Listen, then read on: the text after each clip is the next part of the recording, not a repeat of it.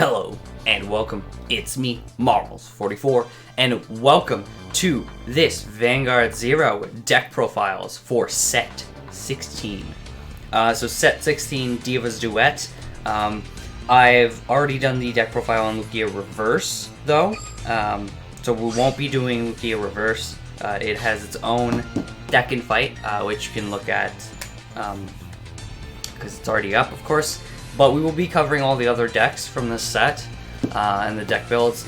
This is basically going to be just covering the decks, different options and other stuff, and going in depth a little bit on them, because I cannot do deck and fights with them because they are not completed, or I didn't really want to. But for this set, none of them are completed, as you can see. I'm close to completing like Duo Pacifica, but I'm more focused on Riet and Maelstrom Reverse. Unfortunately, I'm not close to completing it, but I'm missing legit two reverse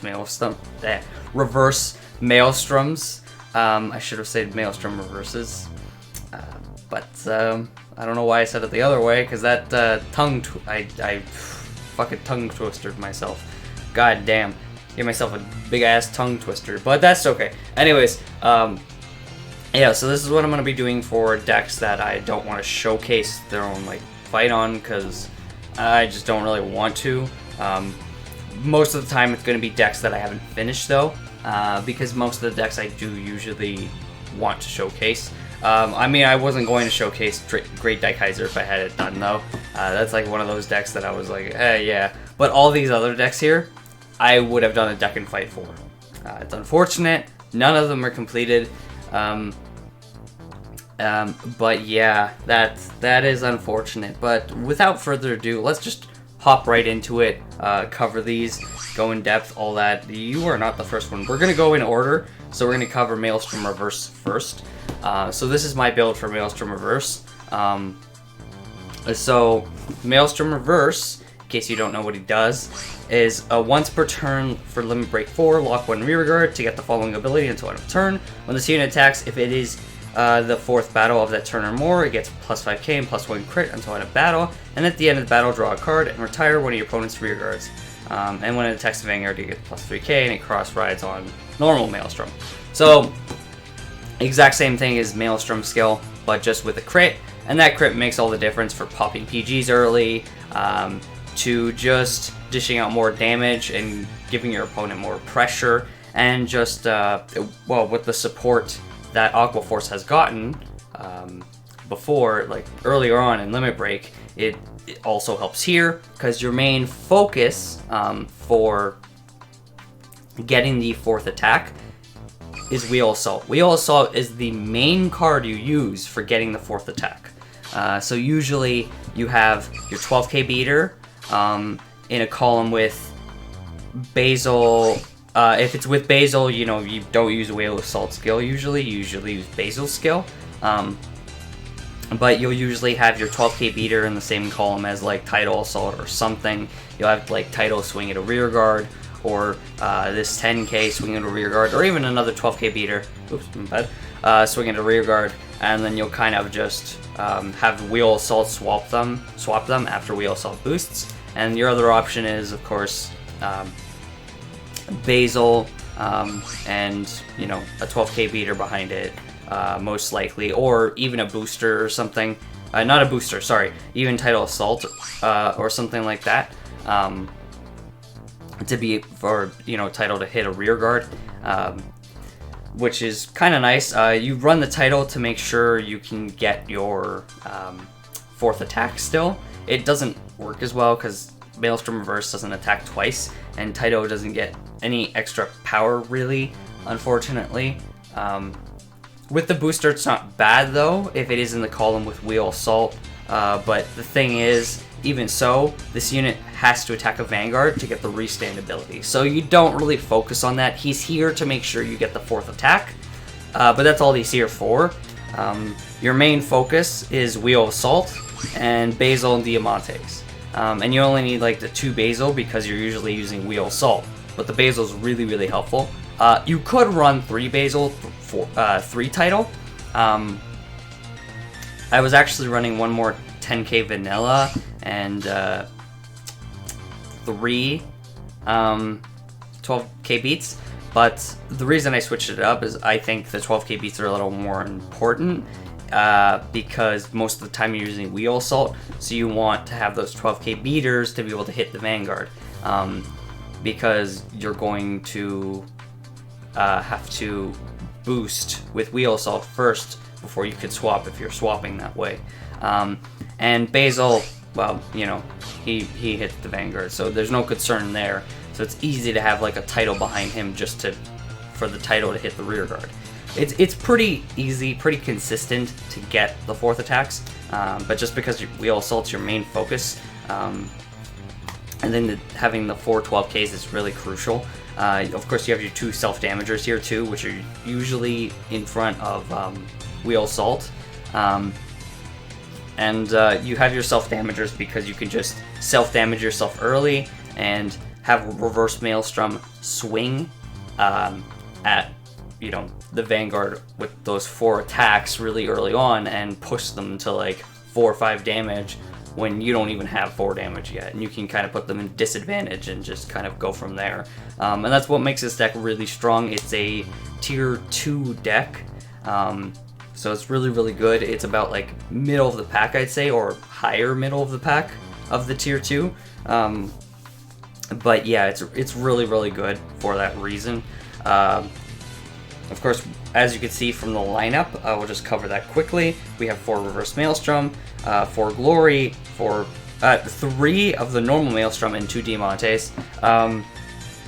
And the reason we are running 3 of normal Maelstrom is because of Gregorios, who, when it boosts a Vanguard, you get to look at top 5 cards of your from your deck, add a Maelstrom to hand, and then you yoink the exact same card out from like a void and put it into your deck. So you basically can have like 5 heal triggers if you pull a Glory into your hand.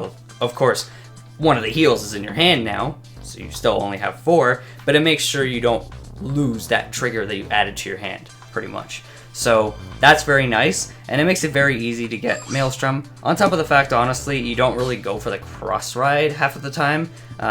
From what I've seen from people, it's mostly just like you slam on Maelstrom reverse and just try to like hammer away with those crits. But sometimes if you get that Maelstrom first, it's nice. It's nice to give like Maelstrom reverse that 13k, especially with the 2 power-ups it gets. Because most of the time you will lock the card behind your Vanguard, which will be Gregorios. Most of the time you'll be locking that, and if you don't have wheel, you'll probably be locking whatever booster as the other option, but it depends on your setup. But with that, like, Maelstrom reverse gets plus 5k and a crit for the 4th battle, and also gets 3k when it attacks a Vanguard.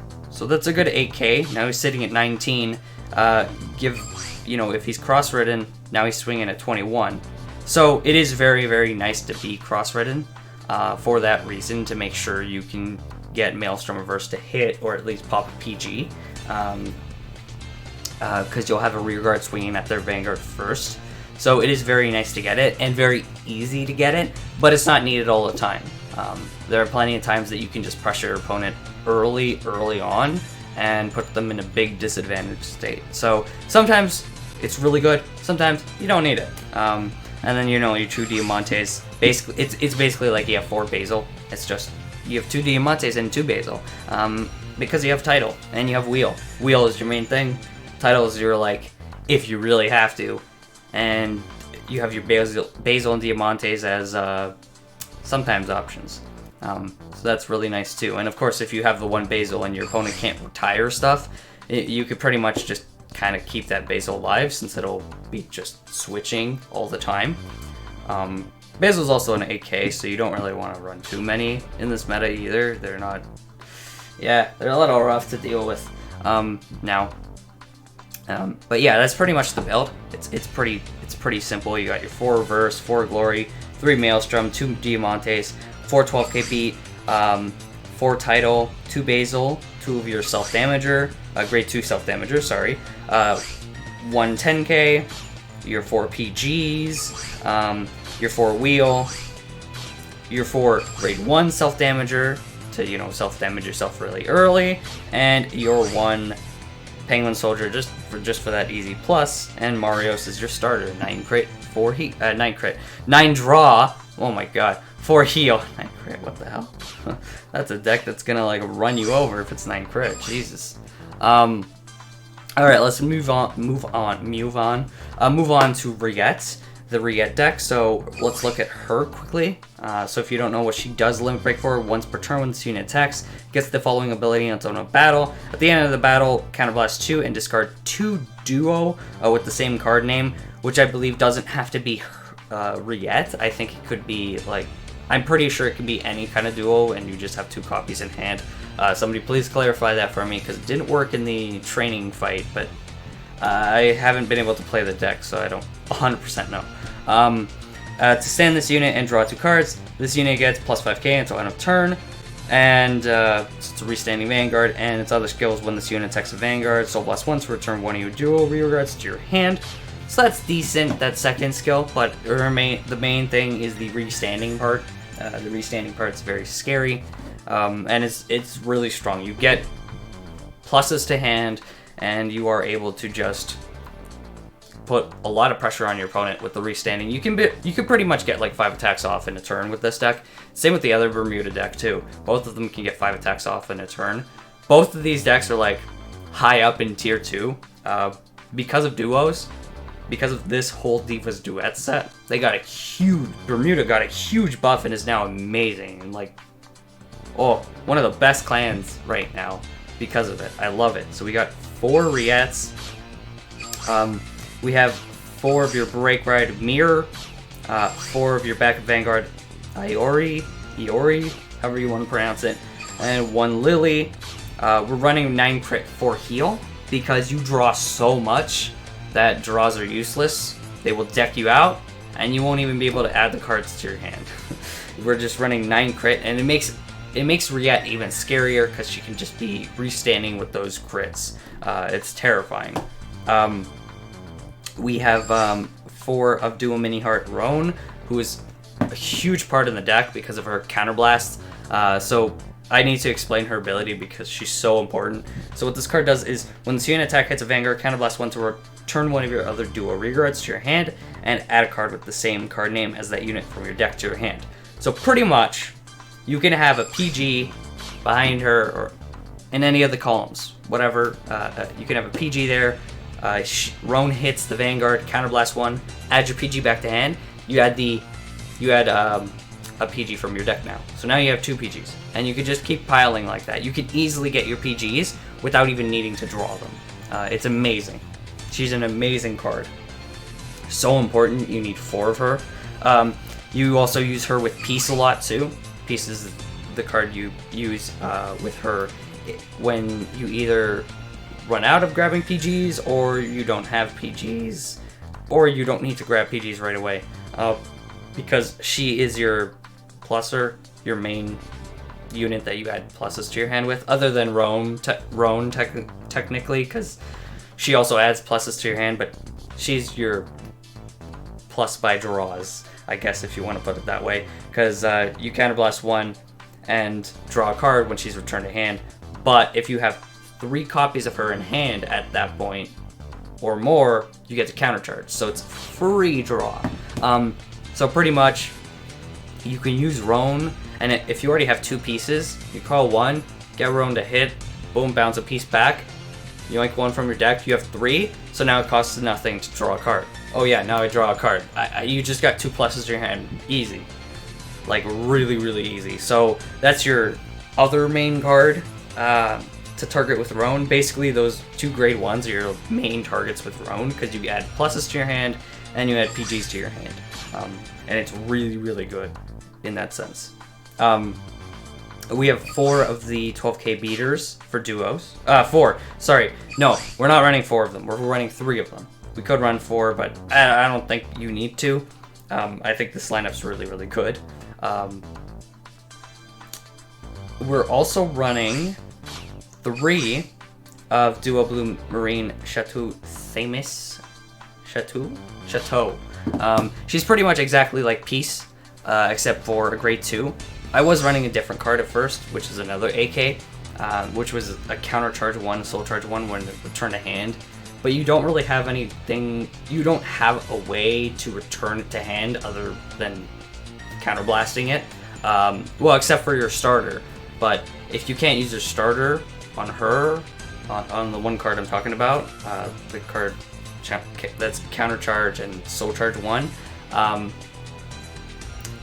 she kind of doesn't do anything because you'll counter charge, you'll counter blast to put her to hand, but then you'll counter charge, and it's like it really does nothing for you.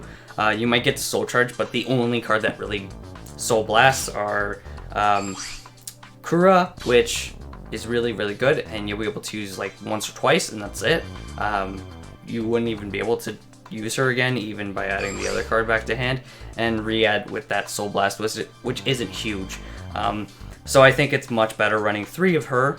The reason you run 3, even though she's like Peace, is because you have other cards that are very important for your grade 2s and are much more crucial. And because she's an AK grade 2, it's much better just to run 3 of her, just as a backup for Peace. You don't really use her a lot of the time, but if you don't really have any other option, you bounce her back to hand just to get a plus. She's kind of just like that backup to get a plus, which is really good. And so that's kind of all she's used for. And then we also have 3 Slaney. So Counterblast 1, return a card to hand when placed. Really nice as well. Easy to just call her, Counterblast, and return a piece to hand. She's another card that will return Peace a lot to hand because you'll just bounce Peace back when you have enough copies, and you'll counter charge. So Peace will cost nothing, and all you did was, you know, Counterblast 1 to return it to hand. Easy, right? And in that case, if you can only use 1 more Counterblast there, Rhone will be able to return a PG to hand and add another, whereas Slaney is going to be adding these pieces to hand. Funny. Adding Peace to hand, who will countercharge herself if you have 3. So you can kind of abuse that. Of course, don't abuse it too much because there is a hand limit, but the deck's still really strong because you just draw so much. But yes, we have 4 PGs, 4 of the duo PGs, and 4 Peace. If you're wondering why cards look a little different and why it looks like there's a lot going on here as well, which I did forget to mention, and I'm sorry for just getting to it now, is because all of these cards, all of these duo cards have 2 different arts, because one is Blanc and one is Noir art. They all have it, all the duos. So as you can tell, these 2 are the same card. They just have 2 different arts, and it's really nice. It's really cool, and I feel like it can kind of help throw off your opponent, as funny as that is. I feel like it's kind of true. But yes, anywho, let's move on. We got your 4 PGs, your 4 Peace. Yeah, we already know about those. We have 3 of your Yamaruk. Still really good, even though she's kind of like just a once per turn, you know, plus 3k. That 9k can be helpful when a card is bounced back to your hand. So she could still be very helpful though with that 9k. She can hit something if you need her to. You know, bounce like Peace back to hand or something, and she can just become a 9k front row. That could just hit a rear guard if you don't have anything else. You don't have to commit too much, and you can kind of hold cards in your hand. Although with how much hand you get, sometimes dropping stuff is okay. But she can help you in those situations, especially later on in the game when you are starting to lose cards. And then we got your 2 Kura for soul blasting and, you know, getting rid of 2. And we also have your starter, which is Duo Lover Singer Darling, who returns a rear guard and the exact same card named the same thing to your hand. So it'll return 2 rear guards with the same name. I think it can return just 1 as well, if I'm not mistaken. Yes, it can. I saw somebody do it. I say that and then I realized. But yeah, if you have 2 pieces on the field and you have like the 3 copies, you could just bounce them both back to hand, and just easy. And that's also why I stopped running that one other card. I will show it to you quickly. But that's also why I stopped running this card. I was running her. Rika, you can still run her in place of the, I almost called her Thanos, oh my god. In place of, her. Thames. But, you know, it still kind of doesn't feel like it's worth it. Like, you'll get 2 soul charges and 2 counter charges if you bounce her back to hand, but in a lot of situations, I find it's more worth it to bounce Kura back to hand, because then you can place her again and get another soul charge 2. Not soul charge 2, another counter charge 2, which will be really, really nice, because you usually get 4 cards of soul because of, you know, break ride and everything. So that's very, very nice on the turn you break ride. Alright, on to Duo Pacifica, because that's pretty much what the deck is at this point. But the Pacifica deck, you got your 4 Planet Idol, your 4 Eternal Idol. Let's look at them quickly. So these 2, your 4 Alk. The SB one. It looks pretty cool. And your 1 Pacifica. And because this deck is, for 2 reasons, it doesn't draw nearly as much, so it doesn't run crits. And of course, because it's not a restanding Vanguard, it wouldn't need to run crits. Yeah, that is your grade 3 lineup. And it pretty much, Alk is a really good backup, because if you don't get Eternal Idol, and you have to break ride, you break ride with Alk, and then you can just, you know, at the end of the turn, you re-ride Planet Idol from your hand on Alk, or you can ride something else on it. But if, you know, you got draws or anything and you got another Planet Idol, you could just re-ride it, or even an Eternal Idol, just so you don't have to ride the next turn. I mean, at that point, Eternal could kind of stay in your hand, but it's more so to get Planet Idol back on, so then you can get Eternal Idol on faster, if you didn't. And Pacifica helps you to add, you could put her into Soul, and I'm pretty sure you can add this card from your Soul to your hand. Yeah, and you return the rear guard from your hand too. So that's very, very nice, especially on the turn, you know, when you break ride as well, because you can kind of like mix and mash and just like do crazy shit. But Alk's really good to just make sure you're on Planet Idol until you get Eternal, but still be able to use the break ride. And I mean, you get, yeah, as I was saying, you get like 5-6 attacks with this deck as well. So that's your grade 3 lineup. We have 4 Rhone, because we're still running her because she's really, really good. We're still running her for this deck, I mean, because you have 2 other duo cards. Actually, no, quite a few other duo cards. A lot of your grade 1s are duos, including the PG. That is the main reason we run Rhone, is so you can just add the PGs to hand. Same thing as the last deck. They are your main target. And you can also bounce like Yamaruk back to your hand, just because. But, you know, you have other cards for drawing. You have your 4 12k beats for Pacificas. And we also have, you know, she's a duo as well, by the way. So you can bounce her back to hand early on, so your opponent doesn't, like, kill your early grade 2s, but you could still get, like, multiple swings. And we have Karen as well, who is a counterblast to draw a card. We're only running 3 of her, though. So we have 4 Rhone, 4 of the 12k beat, 3 Karen, and 2 Celtic. Celtic's really good on the turn you break ride, you know, Soul Blast, give something 4k. That's also why we're running the other one, the grade 1 version, and we have 3 of her, clear. But Karen's really nice because she still gets pluses to your hand, and you have ways of bouncing her back to your hand as well. That isn't Rhone, but Rhone will also get you other pluses. Karen is more so for other cards like with Planet Idol, with returning a card to your hand, and Weddle is your target for her usually, where you bounce her back with Weddle and you just get a plus early on.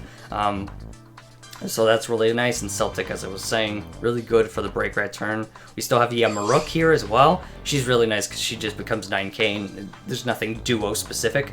And she can be a backup target for Rhone if you don't really have any like PGs or anything that you can add to hand, or the grade 2 Pacifica if you can't go like too crazy.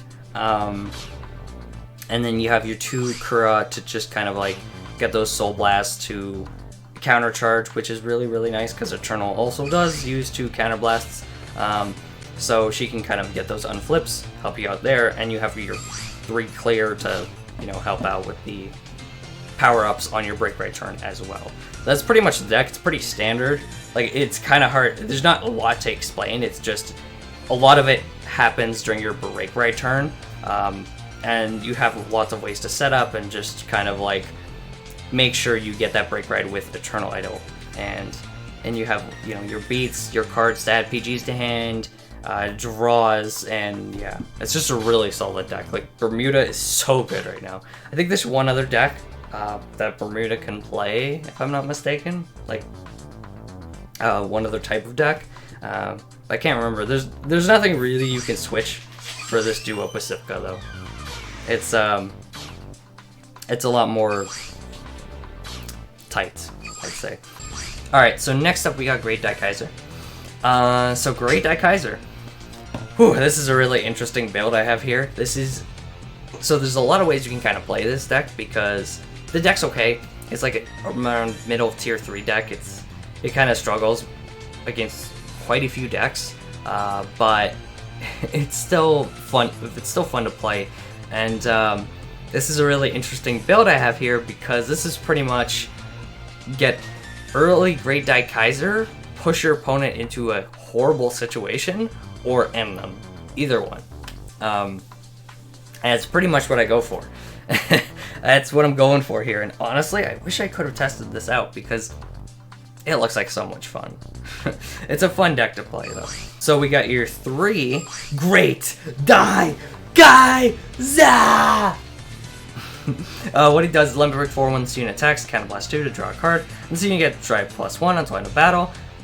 And his other skill is when this unit attacks, if its power is 1500 or greater preceding the attack, you countercharge 1. So of course, triggers don't change that because it's preceding the attack. And then cross right on Daikaiser. So we only need 3 of him because we have lots of ways to get to him. You have your 4 Shadow Kaiser hero trigger, which if your Vanguard's a Daikaiser, you put this in his soul. Spirit Ride, Great Daikaiser. This deck is basically a lot of that. Go Spirit Riding into Daikaiser, and then Spirit Riding into Great Daikaiser. That's pretty much what the deck is. And we run 4 of these because they help to ensure that you get that Great Daikaiser ride. You only really need 3 Great Daikaiser because it's just not necessary to run less. You don't need it. On top of the fact that you also have self-damagers to push your damage early on to 4 and to go into Great Daikaiser really early, which we'll get into more later. And then you have your 2 normal Dayushas. Normal Dayusha is still very, very good, very solid early on if you can't do any of what you're trying to do here, because you can slap him on and just pressure your opponent a lot, especially with having Laurel as well, with that restanding ability too. Really early on you can just pressure with Dayusha because of that. If your opponent pushes you to 4 really early, or you could even push yourself to 4 and go Yusha it, but that's a lot of cards lost, so I don't think that's totally worth it. But it's okay, it's okay. But yeah, Dayusha, normal Dayusha is just really solid. Really solid for any kind of early plays, and even if you don't even get Daikaiser, really solid for that. But the deck's so focused around getting them, you're fine. And then we have 4 Dai Dragons. I need a drink really bad. Your 4 12k beats. We have 4 Kaiser, 4 of your self-damagers as well, and 1 Dai Heart. So Dai Heart is just to make sure that you get into your Daikaiser. You have your Kaisers to be able to do so, they're your main card. Do so with a specific grade 1 that we'll get into in a minute. But Die Hard's just there to help you with that, and because of the build I'm running, Daikaiser just doesn't do anything for me. He's just meh. It just won't work that well for me. So your self-damagers are here because you get Daikaiser, and then you self-damage yourself and use Shadow Kaiser to get Great Daikaiser really early. You have your triple check, and you're able to pop 2 PGs, or you hit your opponent for big damage. And could possibly win thanks to Laurel being here as well, because you could, you know, restand. And we're talking like your opponent's on grade 2 or they just rode grade 3, excuse me. And that's when you're doing this. You're going to be at like 3 damage or something, because it's a very pressure heavy meta. Like this whole Break Ride meta has been like very like pressure heavy. And because of that, you're going to use that pressure to your advantage and give your opponent that crazy pressure because of it. So that's kind of what this build is based around, as you can see now, with me explaining it too. I feel like some people can kind of like notice right away, but we have your 4 PGs, your 4 Kaiser Greater, which if your Vanguard is a Kaiser, you Spear Ride Daikaiser. You put this in a Soul and Spear Ride Daikaiser. So it's the same thing as Shadow Kaiser, but for normal Daikaiser. And that's really awesome because it just ensures you can kind of get to Daikaiser really, really easily, even if it's not in your hand. And Great Daikaiser too. I've thought about running 4 Great Daikaisers, but I think it's a lot better running like 2 Daiushas, because Great Daikaisers are 8 normally, but I think with the self-damaging and the early like pressure you can get with that, that's where it kind of comes into play of being really good, and being able to, you know, do well what the mixed Daiusha build does. That's terrifying, with, you know, slapping on Daiusha really early on and just pressuring your opponent and restanding and pressuring them again like really early on. When your opponent's on grade 2, you can push them to 4 damage or 5 depending. So yeah, it's pretty much following that. It's not as good, but it's following that, and I think it'll work very well. I think it'll work well, not very well, just well. You have your 3 Laurel, of course, as I was talking about, so just very solid. You could actually run 4 Laurel though. I like the 3 because sometimes you're not going to be able to run it because you will pop PGs. Sometimes you'll be able to use it. But yeah, you could run 4 if you want. But I am also running 2 Dilander, so when it's placed, counter blast 1, give a Dimensional Robo plus 4k until end of turn. So it's very nice for Great Daikaiser to get the unflip. And it's also very nice for Daiusha to get that extra power. That's kind of what you're going off of, is those 2 kind of getting the powers, the power-ups. And of course your starter is Goyusha, because he's just very helpful for, as I was saying, everything in this deck. Helps to make sure you get what you need to get. And also he's just good for getting to Daiusha if you can't get that setup that you want for a Great Daiusha. Getting to Daiusha really early on. So that's always nice too. But yeah, that's pretty much the deck. 9 draw, 4 heal. Crazy pressure heavy deck, but I'd love to try it someday, but I don't think I ever will. If anybody tries it, please share the link with me, because I would love to see it. I want to see this in action.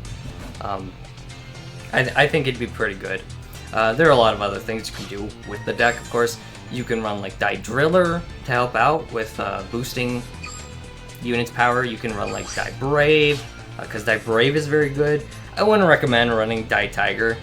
He's just not worth it here. But Die Brave is pretty good to help you get the draws. The only reason I'm not running Die Brave is because the deck's kind of weak, so I don't want to like emphasize that weakness by trying to draw when other decks just do it so much better. Let's emphasize what this deck is good at, and that's why I went full on like throttle and everything with this whole build here. But yeah, there's not much else you could kind of, there's nothing else for grade 1s. Die Barrett, you could run it if you really want. I just don't think he does anything for this deck. As I was saying, like Die Driller isn't bad either. For that plus 4K, she's not very good. Mika for the deck. People thought she's okay for the deck. The thing is, Great Daikaiser uses 2 counterblasts, and if you don't have like that power up, he's not gonna unflip. And Daikaiser uses a counterblast for what he needs to do, and you have to use units to power up Great Daikaiser to get that unflip. And I don't think Mika's worth it. On top of the fact that I was talking about, like, you know, the deck going full throttle. So it obviously doesn't work for my deck because it's a draw card. And I think Die Brave is just much better to have instead of her. I mean, I think Die Fighter would be better to have instead of her too. But of course, you can kind of pick and choose. This is my build, but yeah, that's pretty much it for Great Daikaiser. Let's move on to the final deck, Machining Deck. So there's a couple different ways you can run this, but this is the way I'm running it currently. After like testing it out, maybe I'll change it, but this is what I think works well, or will work well. Excuse me. But yeah, so we have the new machining event that happened, and unfortunately I couldn't get everything. The client events are kind of frustrating. I put in so much time and I still wasn't able to like finish Spike Brothers, so I don't expect to finish some of the others, but I didn't get all the time for this one, but still I wouldn't have gotten everything I needed.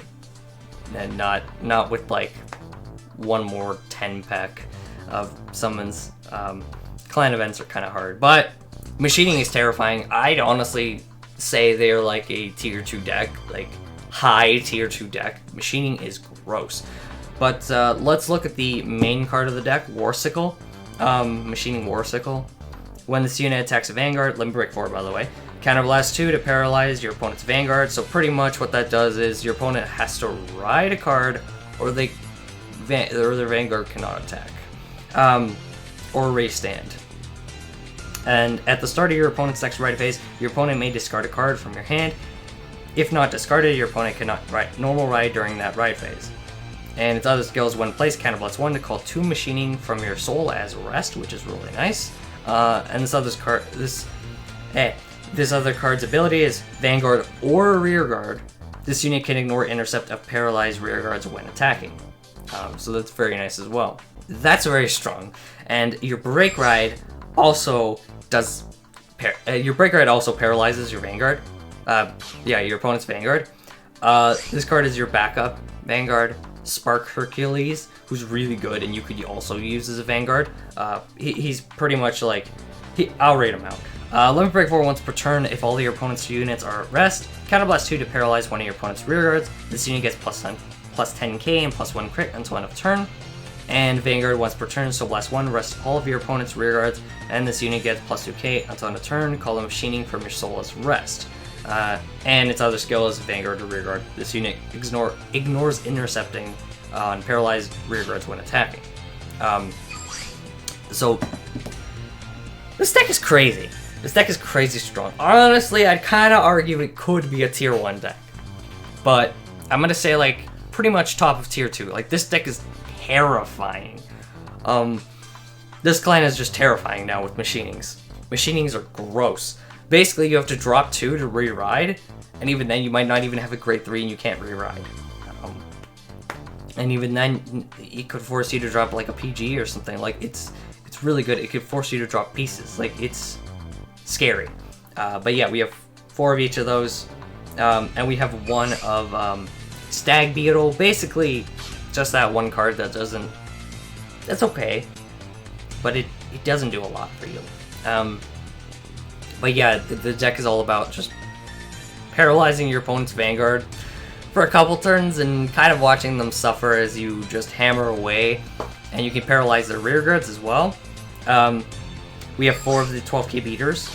I could run 3, but I think 4 is better here. Especially because like it's easy to kind of just call them and like swing at your opponent. I think all the pressure is really good too, and that's kind of why like I'm running the 4 12k beats. There's another card that we'll look at later, but I'm not running it here.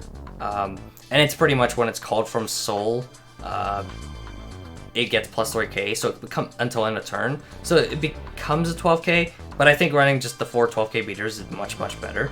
And then we're running 4 Papilo. When this...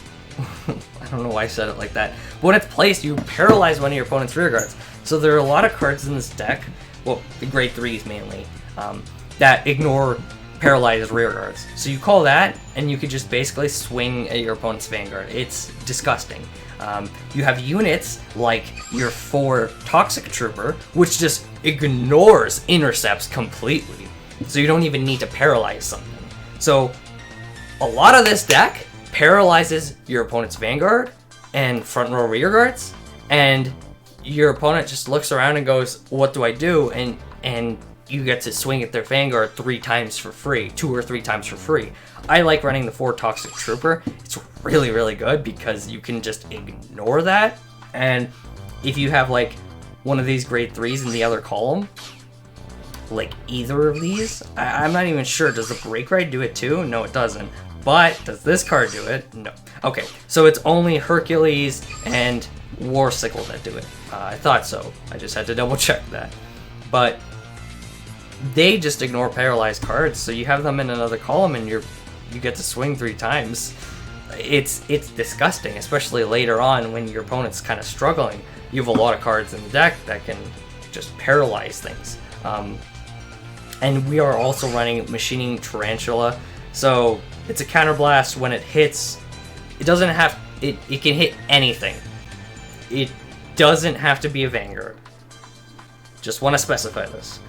Counterblast 1 to paralyze one of your opponent's rearguard units. Now, there is a card that you could run instead of that. I wouldn't change the rest of the lineup though, because I think the rest of the lineup is way too solid. The card that you could run instead is this card, the Machining Mantis, that gets plus 3k when this unit, when it's placed from your soul if you have a machining, if a machining is in your soul. So there needs to be another machining card in your soul for that to work. I think running the 1 Tarantula is better. The 4 Toxic Troopers are amazing. They help out so much with the deck, on top of the fact that your opponent's Vanguard's paralyzed and your opponent's rear guards are paralyzed and they can't do anything. And it's gross. And you get, like, you know, the 3 swings. I think this is really nice though, because in those scenarios where you might not get the 3 swings and you don't have your Toxic Trooper, and you know, you might not have your Papilo, you can easily just have this swing. Granted, this card is also here because if you don't ride Warsickle and you ride this card, your Hercules, you can abuse the Tarantula a lot more because it gets to hit a rear guard, paralyze the other grade 2 rear guard, and now your other 2 units just swing at your opponent's Vanguard if you don't have like something that kills intercept. That's fine. Your opponent's rear guard is paralyzed. You now have cards that can kind of hit. So that's kind of why I like running it, just for that. And it's not even just for like, it's not just for Hercules, but it is better with Hercules. It's just in general. In general, it could change the game because you don't have like Toxic Trooper and such. It could just change the game by being able to stop your opponent's other rear guard from doing anything and being paralyzed. And now a column is kind of dead, unless your opponent can call something, which they'll probably be struggling, and you get 2 swings, which could end up ending the game. Like, it's really good for final pushes when you don't have your Papilo or, you know, your Toxic Trooper. It's basically really good in that scenario because you can still get those 2 attacks off, which is amazing. That's why I run 1 of it, and I think it's better to do that. You have your 4 PGs, of course, and you have 4 of your machining... how do you say this? Caucasus? Caucasus? I don't know how to say that. But when I boost the machining and attack hits a Vanguard, you paralyze one of your opponent's rear guards. Any of them. So it's an easy way to just paralyze something, and it's really good early on. It can paralyze boosters, stop them from kind of like getting their skill off early. The ones that need to like boost a hit, like Wingo Liberator, Linshu, stuff like that, they have to wait till later to do it, unless you never get the chance, because this thing just keeps paralyzing them. So starters like that get kind of screwed. Stuff like Conroe and stuff is fine. They can still use their skill. They can still, you know, Conroe can still counterblast, sacrifice, add PG to hand, easy. But it's really, really good. You need 4 of them because they are just amazing. My card is just amazing. We have 3 of your Mosquito. There's another card that when it boosts a Vanguard that I will show off that some people run. I like the Mosquito better, to be honest. I like the Soul Charge 1 because most of your deck is machining, so you're not really that worried. And I like the Soul Charge 1 just because it's like, it doesn't have to be behind the Vanguard. You can kind of commit to having like this card behind the Vanguard because your Vanguard is swinging at your opponent's Vanguard because it ignores Intercept, you know? And not having to risk it with like being in a different column, and it can kind of like paralyze something and cause an issue for your opponent. But yeah, I like the Mosquito better because it doesn't like rely on being behind your opponent's Vanguard, and the one behind your opponent's Vanguard is only a Soul Charge 2 when it boosts it. And you don't need that much Soul Charging. Like, it's good. You can do a lot of stuff with your machining cards by being able to call from the Soul, but it's not all about that. It's mainly about like the paralysis, and while the pluses are very good, and like the easy cards to get from your Soul, to which is pretty much pluses. What am I saying? It's just, I think the Soul Charge 1 that you'll get like once or twice a game is fine, especially because like, you know, you'll ride cards as well, and most of your cards are machining, and you'll ride them and just you'll add them. You'll be able to like superior call them when, you know, you ride either Warsickle or Hercules, who will superior call cards from your Soul. Actually, this card does it too. And then we are also running 2 Toxic Soldier. So pretty much the same as your Toxic Trooper. He's there just because if you don't have Toxic Trooper, but you have him, and you know your opponent's rear guards are paralyzed, you can just kind of call him, and you don't have other cards to be able to end it. Pretty much, he's very handy for helping to end the game, basically, because he's the same thing. He ignores the Intercept. It's really, really nice. The other card I was talking about for the Soul Charging. Oh, he was right there. No, come back. Okay, this card, the Slater. I don't think it's bad. It's just if all your opponent's units are at rest, you Soul Charge 2, but it's gonna happen a lot, and you don't really need it. The Beater. I would argue that you could run the 2 Black Soldier instead of the Toxic Soldier if you don't think you need the Toxic Soldier, or you could run like 4 Mosquito and 1 Black Soldier if you don't need the Toxic Soldier. This card paralyzes, you know, grade 0s, which isn't bad, but you have this card to do that. You're going to be always hitting their Vanguard, so you're kind of fine there. I'm just looking over like the options with you guys for the grade 1s, because I think the grade 1s are kind of where it could be changed a bit, but I think this lineup is just really nice, really solid, and kind of just ensures that you paralyze and destroy your opponent, pretty much. Yeah, this deck is threatening. This deck can just pressure you like crazy because of all the paralysis. It's insane, and that's kind of why I like this lineup a lot. But that is it for set 16's deck profiles. Bit of a long video, but of course there were a lot of decks here to kind of cover, and I had to talk about them a bit. But I will make sure there are markers and everything. I hope I can do that at least. I hope I know how. I'll figure it out to show you guys what deck is where. But thank you all for joining me. I will see you guys when we cover set 15's decks, because I need to cover those as well. And of course the upcoming set 17 pack bowls and their decks as well, because that's coming up. That's tomorrow. So yeah. Anywho, guys, thank you all for joining me. Hope you all enjoyed it. Make sure to like and comment. Comment what your favorite deck of this set was. And yeah, make sure to subscribe to see more, and I'll catch you guys next time.